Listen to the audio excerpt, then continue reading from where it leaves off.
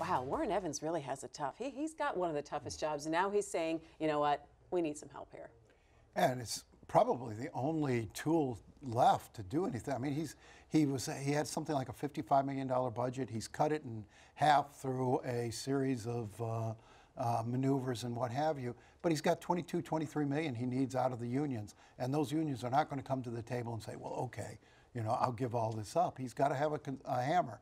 He's got to have some leverage. And the consent agreement is a pretty powerful leverage, because the threat there is, if we don't get this worked out ourselves, we'll go into emergency management and all of this stuff will be forced on you. To go back to the earlier this year, and he was up there talking about the river of opportunity and investing in things that would give people chances to move up the economic ladder. This budget doesn't reflect a lot of that, and that's not his fault. I mean, he's got his preschool reading. The preschool thing is in there, yeah. But look at what's not being done in K-12. Look at what we still are not doing in higher ed.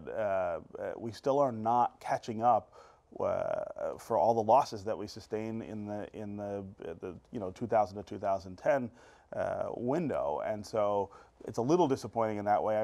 I'm not sure how much of the blame I lay at his feet. It's, you know, he's got a legislature that's absolutely unwilling to go along. We're not printing money in this state. I mean, it's a $54 million budget, but only somewhat less than 10 or around 10 million is actual general fund money that they can do the things you're talking about with. I mean, it does reflect. Maybe we need some new revenue. It does reflect this sort of changing relationship over the last couple of decades between Washington and the states, where so much of the spending is in the budget is mandated out of Washington. There's very little discretionary money to work with, and you know, it's fine to say we need new revenue, we need to raise taxes, but this is a state where household incomes have barely moved in 10, 12 years. That's a big ask.